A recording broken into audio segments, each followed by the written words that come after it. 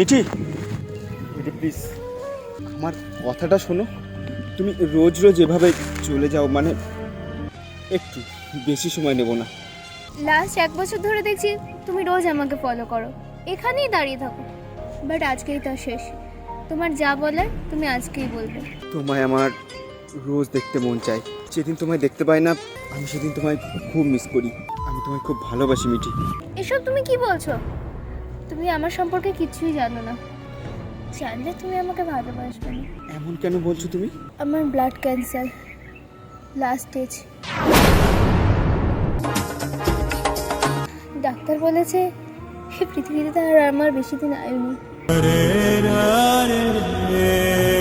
জানি এটা শোনার পর তুমিও আর আমায় ভালোবাসবে না।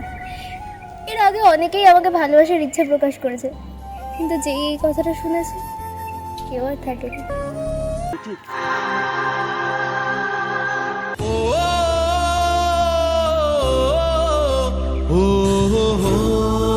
আগেও আমি তোমায় ভালোবাসতাম, এখনও বাসি, আর পরেও বাসবো। জীবনে একজনকেই ভালোবাসি, সেটা হলো তুমি।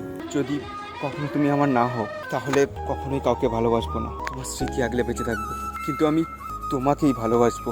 তুমি আমার সবটা জেনে এমন বলছো, কিন্তু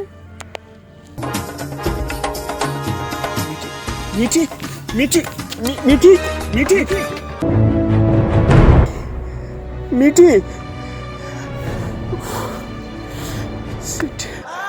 কি হলো তোমার? মিঠি কথা বলো মিঠি।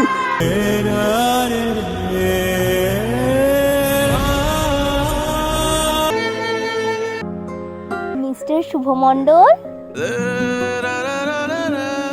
খুব ভয় পেয়ে গেছো তাই না? তার মানে কি হলো তোমার এমন?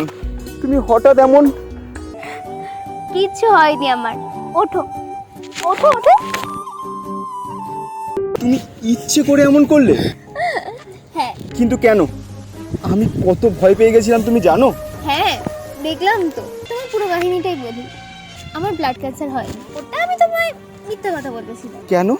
দেখবো না যে মানুষটা আমার ভালোবাসার কথা বললো, যার সাথে সারাটা জীবন কাটাবো, সে আমার সত্যিকারের ভালোবাসে কিনা। তোমার মতো এরকম একজন কাউকে খুঁজছিলাম যে আমি সত্যিকারের ভালোবাসবে, যার বিশ্বাসের হাতটা ধরে সারাটা জীবন আমি কাটিয়ে দিতে পারবো। আমিও তোমায় খুব ভালোবাসি শুভ। কথা দিলাম সারা জীবন তোমায় ভালোবাসবো। চলো এখন। শুধু তুমি থেকো পাশে, যদি শুনতে নিয়ে আমিও হাসি।